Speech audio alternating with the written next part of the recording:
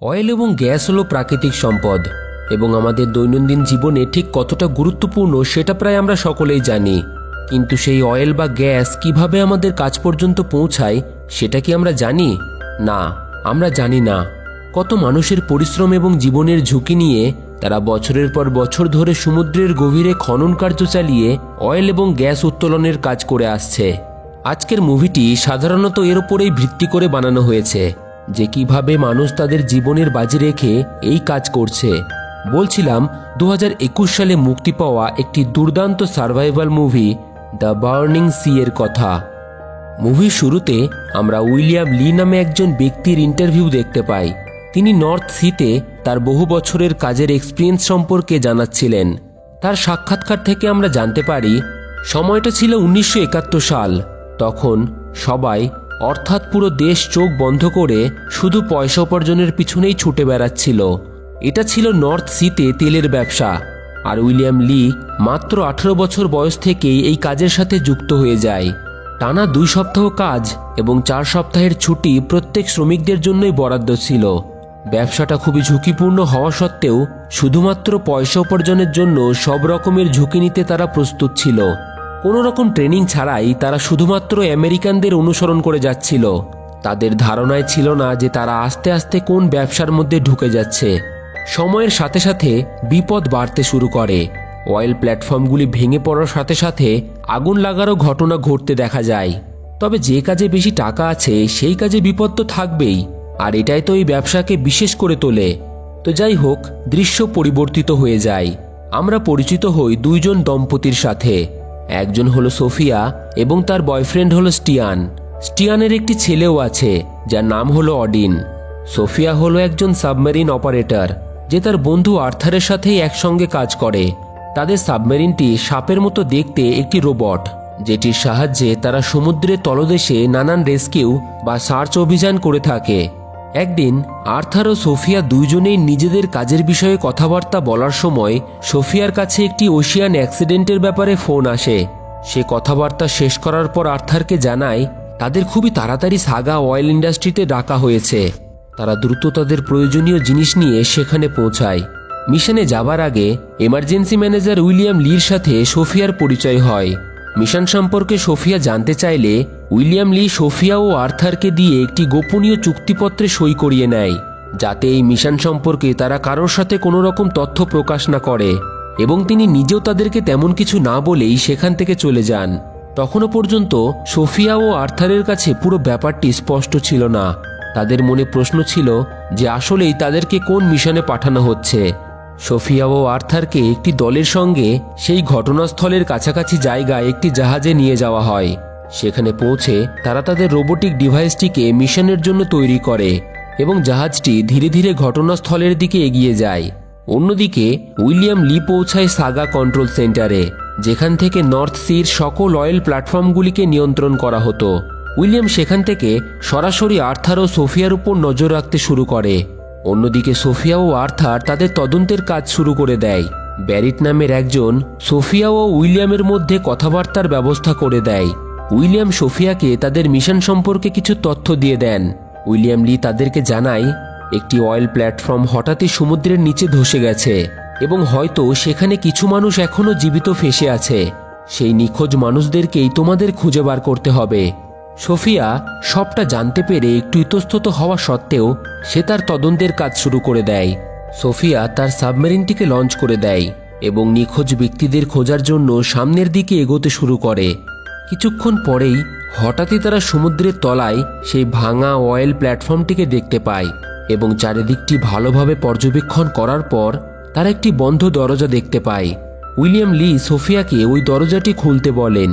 Sophia একটি robotic হাতের সাহায্যে দরজাটি খুলে ফেলে। হঠাৎই একটা মৃতদেহ তার সামনে ভেসে ওঠে। মৃতদেহটিকে দেখে সোফিয়া একটু ভয় পেয়ে যায় এবং আবারও দীর্ঘ নিঃশ্বাস ফেলে সামনের দিকে এগিয়ে যেতে থাকে।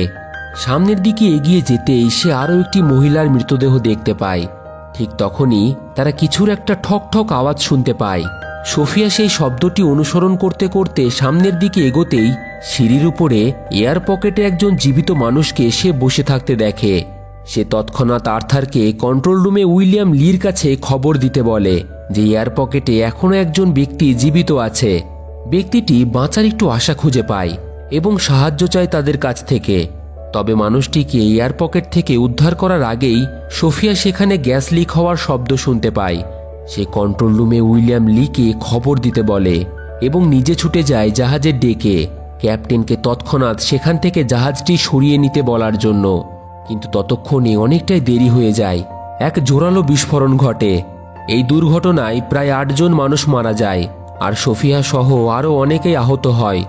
সোফিয়ার বয়ফ্রেন্ড স্টিয়ান তাকে হসপিটালে দেখা করতে আসে। স্টিয়ানকে দেখে সোফিয়া কান্নায় ভেঙে পড়ে, কারণ এই দুর্ঘটনায় সে খুবই ভয় পেয়ে গেছিল। এই রকম ভয়াবহ দুর্ঘটনা সে আগে কোনোদিনই দেখেনি। এই কারণেই সোফিয়া কিছুদিন তার বয়ফ্রেন্ডের সাথে থাকার সিদ্ধান্ত নেয়। অন্যদিকে সাগা কন্ট্রোল সেন্টারে দুর্ঘটনা নিয়ে সকলকে অনেকটাই চিন্তিত দেখা যায়। মাত্র 2 মিনিট 47 সেকেন্ডের মধ্যে পুরো প্ল্যাটফর্মটি সমুদ্রের গভীরে তলিয়ে যায়। আর এইভাবে যদি একের পর এক প্ল্যাটফর্ম ধসে পড়ে তাহলে আর্থিক দিক থেকে দেশ অনেকটাই ক্ষতিগ্রস্ত হয়ে পড়বে। তবে এই রকম প্ল্যাটফর্মগুলি ধসে পড়ার কারণ কি, এর রহস্য আর্থার বার করে ফেলে। সে তাদের ওই ভেঙে যাওয়া সাবমেরিনটিকে ঠিক করার সময় সেই দুর্ঘটনার দিনের রেকর্ডেড ভিডিওগুলি বারবারই দেখতে থাকে এবং কিছু একটা সে দেখতে পায়। পরের দিন সকালে স্টিয়ান তার কাজের ছুটি না পাওয়ায় তাকে সোফিয়া ও ওডেনকে একা রেখেই কাজে যেতে হয়। স্টিয়ানও সেই ওশিয়ান শীতেই কাজ করত, আর বর্তমানে যেহেতু সেখানকার অবস্থা খুব একটা ভালো নয়, তাই বেশিরভাগ কর্মীদেরই পুনরায় কাজে ফিরে আসার অনুরোধ করা হয়। ওদিকে সেই রেকর্ডেড ভিডিওটিতে কিছু সন্দেহজনক থাকায় আর্থার তাড়াহুড়ো করে সোফিয়াকে কল দিয়ে তাকে দ্রুত অফিসে আসতে বলে। সোফিয়া ও আর্থার বুঝতে পারে এটা কোনো ছোটখাটো গ্যাস লিকের কারণ নয়, এর পিছনে লুকিয়ে আছে অন্য কিছু। তাই তারা সেই ভিডিও ফুটেজ নিয়ে উইলিয়াম লির সাথে দেখা করার জন্য সেই কন্ট্রোল সেন্টারে গিয়ে পৌঁছায়। সোফিয়া তাকে বিষয়টি সবটা জানায়। সে বলে এটা কোনো ছোটখাটো কারণ নয়, একই সময়ে যদি এক জায়গা থেকে এত পরিমাণে গ্যাস বেরোতে থাকে তাহলে সেই জায়গাটি পুরোপুরি ধ্বংস হয়ে যাবে। সোফিয়া এটাও জানায় এটা সমাধান করার কোনো উপায়ই নেই। সোফিয়ার কথায় উইলিয়াম বিশেষ একটা উত্তর না দিয়েই তার সাথে ভিডিও ফুটেজটি নিয়ে তাকে ধন্যবাদ জানিয়ে সেখান থেকে চলে যেতে চায়। তখন সোফিয়া তার কাছ থেকে জানতে চায় হাজারো সাধারণ মানুষের জীবন জড়িত আছে এর সাথে, এই ব্যাপারটা এত সাধারণভাবে উনি কেন নিচ্ছেন। তখন উইলিয়াম লি সোফিয়াকে মনে করিয়ে দেন সে এই কাজের গোপনীয়তা বজায় রাখার জন্য এর আগেই এগ্রিমেন্টে সই করেছে। এটা বলেই তিনি সেখান থেকে চলে যান। নর্থ সিতে তখনও সকল প্ল্যাটফর্মগুলি স্থিতিশীল ছিল। অন্যদিকে উইলিয়াম লি খুবই শীঘ্রই অল্প সময়ের মধ্যেই খনিজ সম্পদ মন্ত্রী সেগমো ও তার বাকি সদস্যদের নিয়ে একটি গুরুত্বপূর্ণ মিটিংয়ের ব্যবস্থা করেন। তিনি গত 48 ঘন্টায় ঘটে যাওয়া দুর্ঘটনার কথা তাদেরকে জানায়। পরিবেশের নানান পরিবর্তন বা তাদের তেল উত্তোলনের কাজে কোনো ভুল থাকার কারণে সমুদ্রের তলদেশের পরিবেশে বিশাল পরিবর্তন ঘটছে। তেল ব্যবসায়ীরা তাদের ব্যবসাতে এতটাই ডুবে গেছে যে কখন অজান্তেই তারা নিজেরাই পরিবেশের বড় শত্রু হয়ে উঠেছে তারা বুঝতেও পারেনি। তাদের তেল উত্তোলনের জন্য একের পর এক কুয়ো খোঁড়ার কারণে সমুদ্রের তলদেশের মাটি ধীরে ধীরে বর্তমানে সরে যাচ্ছে। এইভাবে এক এক করে আজ কুয়োর সংখ্যা হয়ে দাঁড়িয়েছে 350টিরও বেশি। অনেক কয়েক ঘন্টা আলোচনা করার পর তারা একটি সিদ্ধান্তে পৌঁছায়। যতক্ষণ না এর সমাধানে অন্য কোনো রাস্তা খুঁজে না বার করা যায় ততক্ষণ তেল উত্তোলনের কাজ বন্ধ থাকবে।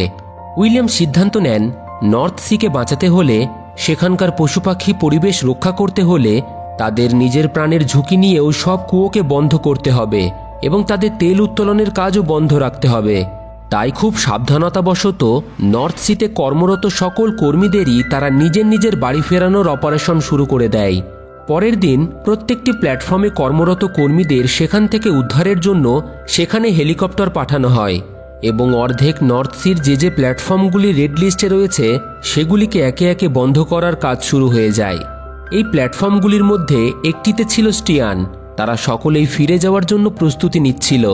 অন্যদিকে উইলিয়াম কন্ট্রোল রুম থেকে একে একে রেড লিস্টেড সকল প্ল্যাটফর্মগুলি থেকে কর্মীদের সুরক্ষিত বার করার পর সেগুলিকে বন্ধ করতে থাকে। সোফিয়া সেই সময় সংবাদের মাধ্যমে জানতে পারে যে নর্থ সিতে কর্মরত কর্মীদের নিজের বাড়িতে ফিরিয়ে আনার রেস্কিউ মিশন শুরু হয়েছে। এই খবর শোনার পর সোফিয়া তার ফোন দিয়ে স্টিয়ানের সাথে যোগাযোগ করার চেষ্টা করে, কিন্তু সে কোনো উত্তরই পায় না। অন্যদিকে 4 নম্বর কুয়োতে কিছু সমস্যা হওয়ায় সেটার সাথে যোগাযোগ বিচ্ছিন্ন হয়ে যায় কন্ট্রোল সেন্টারের। তাই একমাত্র উপায় হলো সেটিকে ম্যানুয়ালি বন্ধ করা। উইলিয়াম লি তৎক্ষণাৎ প্ল্যাটফর্ম চিফ রনিকে ফোন করে সেটিকে ম্যানুয়ালি বন্ধ করতে বলে। তবে রনি সেখানে যেতে চাইলে স্টিয়ান রনিকে এদিকে রেস্কিউ কাজ চালিয়ে যেতে বলে এবং নিজে 4 নম্বর কুয়ো বন্ধ করার জন্য সেখানে যেতে চায়। রনি তাকে তাড়াতাড়ি ফিরে আসার জন্য বলে এবং তাকে যাওয়ার অনুমতি দেয়। স্টিয়ান লিফটে করে কুয়োটিকে বন্ধ করার জন্য একেবারে নিচে নেমে যায়। এদিকে সোফিয়া স্টিয়ানের শেষ মেসেজ পায়, সে খুব তাড়াতাড়ি বাড়ি ফিরে আসছে। তারপর তার সাথে আর কোনো যোগাযোগই হয় না তার। সোফিয়া বারবারই তাকে ফোন করতে থাকে। অন্যদিকে কন্ট্রোল রুম থেকে যখন একে একে সব কুয়ো বন্ধ করা হচ্ছিল, তখনই হঠাৎই কন্ট্রোল রুমের সাথে সকল প্ল্যাটফর্মের যোগাযোগ বিচ্ছিন্ন হয়ে যায় এবং কম্পিউটার স্ক্রিনে হাই অ্যালার্ট দেখাতে শুরু করে। রনি স্টিয়ানকে জানায় তাদের হাতে সময় খুবই কম, তাই তাড়াতাড়ি কাজ শেষ করে সে যেন খুবই দ্রুত হেলিকপ্টারের কাছে ফিরে আসে। ইতিমধ্যে রনি স্টিয়ানের জন্য অপেক্ষা করতে করতে হঠাৎই দূরে তার নজর পড়ে। দূরের প্ল্যাটফর্মগুলিতে ভয়াবহ বিস্ফোরণ ঘটে এবং সেই বিস্ফোরণের জন্য সমুদ্রের এক প্রবল জলোচ্ছ্বাস তাদের দিকে ধেয়ে আসতে দেখা যায়। রনি অন্য কোনো পথ না পেয়ে সব কর্মীদের তাড়াতাড়ি হেলিকপ্টারে উঠতে বলে। এদিকে সেই প্রবল জলরাশি ক্রমশ তাদের দিকে এগিয়ে আসে। রনি স্টিয়ানকে তাড়াতাড়ি ফিরে আসার জন্য শেষ অনুরোধ করতে থাকে, কিন্তু স্টিয়ান 4 নম্বর কুয়োর মধ্যে থেকেই কোনো এক দুর্ঘটনার আভাস পায়। রনি ও বাকি কর্মচারীরা বুঝতে পারে এখানে কিছু একটা ভয়ানক ঘটতে চলেছে, তাই তারা সবাই নিজের প্রাণ বাঁচানোর জন্য হেলিকপ্টারে উঠে পড়ে। সেই সময় প্ল্যাটফর্মের একটি অংশ বিস্ফোরণে ভেঙে পড়ে। ওদিকে 4 নম্বর কুয়োর ভিতরে প্রচণ্ড গতিতে জল ভিতরে প্রবেশ করতে শুরু করে। হেলিকপ্টারটি কোনো মতে রনি এবং বাকি সকল কর্মীদের নিয়ে সেখান থেকে বেরিয়ে আসতে সক্ষম হয়। তবে স্টিয়ান দুঃখজনকভাবে সেখান থেকে বেরোতে পারে না। চোখের সামনে এই ভয়াবহ দৃশ্য দেখে রনি অনেকটাই ভয় পেয়ে যায়। এদিকে সোফিয়া স্টিয়ানের সাথে কোনো রকম যোগাযোগ করে উঠতে না পেরে ওডিনকে নিয়ে বেরিয়ে পড়ে। স্টিয়ানের খোঁজ করার জন্য সে বেরিটের সাহায্য চায়, তাই সে বেরিটের সাথে দেখা করার জন্য সাগা কন্ট্রোল সেন্টারে গিয়ে পৌঁছায়। সোফিয়া বেরিটকে জিজ্ঞাসা করে স্টিয়ান কোথায়, কেন তার ফোন লাগছে না। বেরিট সোফিয়াকে পূর্বের ঘটনা সবটা খুলে বলে। 4 নম্বর কুয়ো ম্যানুয়ালি বন্ধ না করতে পারলে স্টিয়ানের উপর তাদের পুরো ভরসা থাকায় স্টিয়ানকে তারা 4 নম্বর কুয়োটিকে বন্ধ করতে পাঠায় এবং সেখানে দুর্ঘটনার কারণে রনির হাতে আর বিন্দুমাত্র সময় না থাকায় স্টিয়ানকে ফেলে রনিকে চলে আসতে হয় এবং সেখান থেকে স্টিয়ান আর বেরোতেই পারেনি। তখন সোফিয়া ব্যারিটকে বলে স্টিয়ান তাকে মেসেজ পাঠিয়েছিল যে সেখান থেকে তাদের ফেরত আনা হচ্ছে। ব্যারিট তখন সোফিয়াকে জানায় 30টি প্ল্যাটফর্মের মধ্যে ওই প্ল্যাটফর্মটিই প্রথম যেটা ভেঙে যায়, কারণ তার একটা পিলার কমজোর ছিল, তাই স্টিয়ান সেখান থেকে বেরোতে পারেনি। সোফিয়া তখন খুবই চিন্তিত হয়ে উইলিয়াম লিকে জানায় স্টিয়ান ওই প্ল্যাটফর্মে আটকে রয়েছে, ওকে বার করার জন্য কাউকে সেখানে পাঠাতে হবে। তবে উইলিয়াম লি সোফিয়াকে স্পষ্ট জানিয়ে দেয় ওই প্ল্যাটফর্মটি আমাদের রেড লিস্টে রয়েছে। প্ল্যাটফর্মটিতে যদি কোনো রকম ছোটোখাটো আঘাত লাগে তাহলে সেটি ভেঙে পড়ার সম্ভাবনা রয়েছে, তাই সেখানে কাউকে পাঠানো তাদের পক্ষে সম্ভব নয়। সোফিয়া তখন উইলিয়াম লিকে রেগে গিয়ে বলে স্টিয়ানকে আপনারাই সেখানে পাঠিয়েছেন এবং তাকে উদ্ধার করার দায়িত্ব আপনাদেরই। তখন উইলিয়াম লি সোফিয়াকে সেখান থেকে চলে যেতে বলে, কারণ সেখানে কোনো রকম রেস্কিউ টিম পাঠানো সম্ভবই নয়, সেখানে যাওয়া মানে প্রাণ সংশয় হওয়া। সোফিয়া উইলিয়াম লিকে স্টিয়ানের একমাত্র সন্তান অডিনকে দেখিয়ে জিজ্ঞাসা করে তাহলে এই ছোট্ট বাচ্চাটার কি হবে, সে তার বাবাকে হারিয়ে ফেলবে। উইলিয়াম লি তখন সিকিউরিটি গার্ডদের ডেকে সোফিয়াকে বাইরে বার করে দেওয়ার হুমকি দেয়, কিন্তু সোফিয়া স্টিয়ানের কোনো রকম খবর না নিয়ে সেখান থেকে যেতে রাজি হয় না, কারণ সে কিভাবে বলবে ওই বাচ্চাটিকে যে তার বাবা আর কোনোদিনই ফিরে আসবে না। স্টিয়ানের ছেলে অডিন সোফিয়াকে জিজ্ঞাসা করে তার বাবার কি কিছু হয়েছে। সোফিয়া তার উত্তরে জানায় হয়তো হয়েছে। সোফিয়া ব্যারিটকে ওই প্ল্যাটফর্মের সিসিটিভি ফুটেজ দেখাতে বলে। ব্যারিট কিছুটা ইতস্তত বোধ করে ভিডিওটি তাকে দেখাতে, কারণ চোখের সামনে কেউই তার প্রিয় মানুষের ক্ষতি দেখতে পারে না, আর হয়তো এটা দেখে সে ভেঙে পড়তে পারে। তবুও সোফিয়ার বারবার বলাতেই ব্যারিট তাকে ভিডিও ফুটেজটি দেখায়। সোফিয়া ভিডিও ফুটেজটি দেখে অনেকটাই ভেঙে পড়ে, কিন্তু তখনই তারা প্ল্যাটফর্মের নিচে একটি নির্দিষ্ট জায়গায় কিছু অ্যাক্টিভিটি লক্ষ্য করে। তারা বুঝতে পারে স্টিয়ান হয়তো এখনও সুরক্ষিত আছে। এরপর সোফিয়া ব্যারিটকে অডিনের দায়িত্ব দিয়ে সেখান থেকে বেরিয়ে যায়। সোফিয়া সিদ্ধান্ত নেয় স্টিয়ানের বোন বিবেকীর সাহায্য নিয়ে সে ওই প্ল্যাটফর্মে যাবে আসলে স্টিয়ানের বোন বিবেকী এই অয়েল কোম্পানির হেলিকপ্টারগুলিরই একটি পাইলট। স্টিয়ানকে উদ্ধার করার জন্য সোফিয়ার যেসব যাবতীয় জিনিস লাগবে সেগুলি আর্থারকে দিয়ে সেই এয়ারপোর্টে আনিয়ে নেয়। সোফিয়া সেখানে একাই যাওয়ার সিদ্ধান্ত নেয়, কিন্তু একজন বন্ধু হয়ে আর্থার কিভাবে তাকে একা সেখানে যেতে দিতে পারত, তাই সেও সোফিয়ার সাথে এই বিপদের সময় তার পাশে এসে দাঁড়ায়। বিবেকী তাদের দুইজনকেই সেই প্ল্যাটফর্মে সুরক্ষিত পৌঁছে দিয়ে আসে। আর্থার ও সোফিয়া সেখান থেকে একটি ম্যাপ সংগ্রহ করে 4 নম্বর কুয়োতে নেমে তাদের তদন্তের কাজ শুরু করে দেয়। ওদিকে রনি ব্যারিটের থেকে জানতে পারে সোফিয়া উইলিয়াম লির থেকে কোনো রকম সাহায্য না পেয়ে নিজেই ওই প্ল্যাটফর্মে স্টিয়ানকে উদ্ধার করার জন্য চলে গেছে।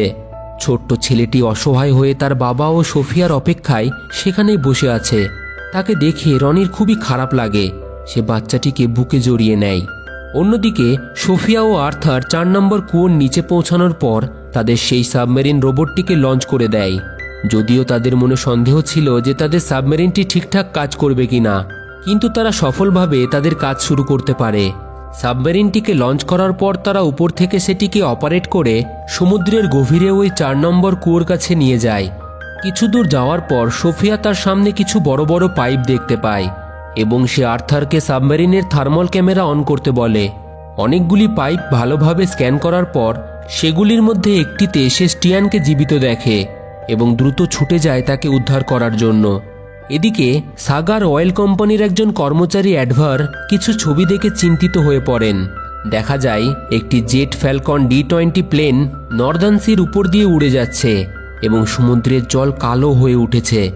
আসলে প্ল্যাটফর্মগুলি ধ্বংস হয়ে যাওয়ার কারণে সমুদ্রের তলদেশ থেকে তেলের পাইপ ফেটে যাওয়ার কারণে প্রচুর পরিমাণে তেল সমুদ্রের উপরে ভেসে উঠেছে। অ্যাডভার সেই ছবিগুলিকে উইলিয়াম লি এবং বাকি সদস্যদের দেখিয়ে বলেন অয়েল পাইপগুলি ফেটে যাওয়ার জন্য সব তেল বাইরে বেরিয়ে এসেছে এবং সেই তেলগুলি জলের উপরে ভেসে ভেসে ধীরে ধীরে তীরের দিকে এগিয়ে আসছে। প্রায় 1 লক্ষ স্কয়ার কিলোমিটার জায়গা জুড়ে তেল জলের উপরেই ছড়িয়ে রয়েছে এবং ভয়ানক ব্যাপার হলো সেটা খুব তাড়াতাড়ি বেড়েই চলেছে, যার ফলে প্রায় সমুদ্র উপকূলের 5টা দেশের জলজীবন পুরোপুরি নষ্ট হয়ে যাবে। পাখি, মাছ এবং পরিবেশের আরও উপাদান, বাস্তুতন্ত্র সব পুরোপুরি ধ্বংস হয়ে যাবে এবং এই ক্ষতির পূরণ করতে আমাদের অনেক বছর লেগে যাবে। তিনি আরও বলেন এই তেল বাড়তে বাড়তে নিচের দিকে নেমে আসবে এবং ধীরে ধীরে Denmark, Germany, Netherland, great Britain এইসব জায়গাগুলোর একটা বড় অংশ নষ্ট হয়ে যাবে। তাদের হাতে আর বেশি সময় নেই, কারণ পরের দিন রাত পর্যন্ত হয়তো সেই তেল তীরবর্তী এলাকায় এসে পৌঁছাবে, যার ফল যে কি ভয়ানক হতে চলেছে সেটা ভেবেই তারা দুশ্চিন্তায় পড়ে যায়। তখন উইলিয়াম লি তাদের প্রস্তাব দেন জলের উপরে যে তেল ভেসে রয়েছে সেটা খুবই মোটা এবং গাঢ়, তাই তাতে আগুন জ্বালিয়ে দেওয়া ছাড়া আর অন্য কোনো পথ তাদের কাছে খোলা নেই। উইলিয়ামের এই প্রস্তাব শুনে সবাই খানিকটা তাজ্জব হয়ে যায়, কারণ এই কাজের পরিণতিটা কি হবে সেটাই তাদের প্রথম ভাবতে হবে। উইলিয়াম লি তাদেরকে জানায় পরিণতি যতটা খারাপ হবার ছিল তার থেকে অনেকটাই কম হবে। তাছাড়া তারা হাজারো মানুষের প্রাণ ঝুঁকির মধ্যে ফেলতে পারে না। তবে এই সিদ্ধান্ত তারা একা নিতে পারবে না, তাই মিনিস্টার সেগমো দেশের প্রাইম মিনিস্টারের সাথে কথা বলতে চলে যায়। অপরদিকে সোফিয়া ও আর্থার স্টিয়ানকে খুঁজতে খুঁজতে 4 নম্বর কুয়োর একদম ভিতরে চলে আসে। সোফিয়া স্টিয়ানের নাম ধরে ডাকাডাকি করতে থাকে।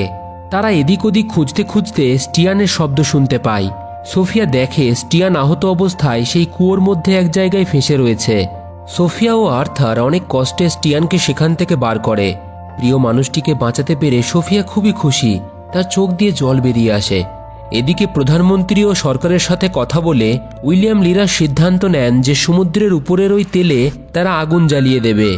2টি জেট বিমান নর্দার্ন সি এর দিকে উড়ে যেতে দেখা যায়। সোফিয়া ও আর্থার স্টিয়ানকে নিয়ে কুয়ো থেকে সুরক্ষিত বাইরে বেরিয়ে আসে। উপরে এসে তারা সেই ভয়াবহ দৃশ্য দেখতে পায়। সমস্ত কুয়ার তেল সমুদ্রের দূর দূরান্তে ছড়িয়ে গেছে। ব্যারিটকে খুবই হন্তদন্ত হয়ে রনির কাছে ছুটে আসতে দেখা যায়। সে বলে তারা সিদ্ধান্ত নিয়েছে সব কুয়োতে আগুন জ্বালিয়ে দেবে এবং তার মধ্যে ওই অয়েল প্ল্যাটফর্মটিও রয়েছে যেখানে সোফিয়া আছে। রনি তাড়াতাড়ি কন্ট্রোল রুমের দিকে ছুটে যায়। সোফিয়া তখন একটি স্যাটেলাইট ফোনের মাধ্যমে তাদের সাথে যোগাযোগ করার চেষ্টা করছিল। এদিকে উইলিয়াম লি এবং বাকিরা সরাসরি কম্পিউটার স্ক্রিনে নজর রাখছিল। রনি সেখানে পৌঁছে উইলিয়াম লিকে জানায় সেখানে সোফিয়া, আর্থার ও স্টিয়ান আটকে রয়েছে, কিন্তু সেই মুহূর্তেই প্লেন থেকে আগুন ধরানোর জন্য 2টি মিসাইল লঞ্চ করে দেওয়া হয়। সোফিয়া বারবার কন্ট্রোল রুমের সাথে যোগাযোগ করার চেষ্টা করতে থাকে। অবশেষে উইলিয়াম লিকে তারা ফোনে পায়। স্টিয়ান উইলিয়াম লিকে তাদেরকে উদ্ধার করার জন্য কাউকে সেখানে পাঠাতে বলে, কিন্তু উইলিয়াম লি পরিষ্কার জানিয়ে দেন এখন সরকারের সাথে তাদের কথাবার্তা চলছে, তাই এই সময় কাউকে পাঠানো একেবারে সম্ভব নয়। তারা দেখে দূর থেকে আগুন খুব তাড়াতাড়ি তাদের দিকেই ছুটে আসছে। তাদের উদ্ধারের জন্য কাউকেই পাঠানো হচ্ছে না। স্টিয়ানের ছেলের সাথে শেষবারের মতো কথা বলানোর জন্য উইলিয়াম লি রনিকে তার ছেলেকে আনতে বলে, কিন্তু শেষমেশ কথা বলানো সম্ভব হয় না। দুর্ভাগ্যবশত লাইনটি ডিসকানেক্ট হয়ে যায়। তখন সোফিয়ার মাথায় আসে তাদের শেষ সম্বল হলো লাইফ বোট। সে স্টিয়ানকে জিজ্ঞাসা করে লাইফ বোটগুলি কোথায়। স্টিয়ান বলে লাইফ বোট নিচে আছে। তারা তিনজনেই নিচে লাইফ বোটের কাছে যায়। এদিকে স্টিয়ানের ছেলের সাথে স্টিয়ানের কথা না হওয়ায় রনিকে সে জিজ্ঞাসা করে সে কি এখানে অপেক্ষা করতে পারে। রনি তাকে বলে না, সেটার আর কোনো প্রয়োজন নেই, কিন্তু অসহায় বাচ্চাটি তাকে জানায় সোফিয়া তাকে এখানেই অপেক্ষা করতে বলে গেছে, যতক্ষণ না সে ফিরে আসবে ততক্ষণ আমি এখান থেকে কোথাও যাব না। অসহায় বাচ্চাটি সোফায় শেষ আশা নিয়ে বসে থাকে। অন্যদিকে সেখান থেকে সুরক্ষিত বেরোনোর শেষ সম্বল লাইফবোটটিতে তারা জল ভরে আগুনের নিচে দিয়ে যাওয়ার সিদ্ধান্ত নেয়।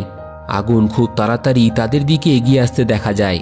তারা জলের পাইপের সাহায্যে লাইফবোটের মধ্যে পর্যাপ্ত পরিমাণ জল ভরতে থাকে। সোফিয়া আর্থারকে জল ভরা শেষ হলে দুটি ভাল্ব খুলে রাখতে বলে, যার মাধ্যমে লাইফবোটটি জলে গিয়ে পড়বে।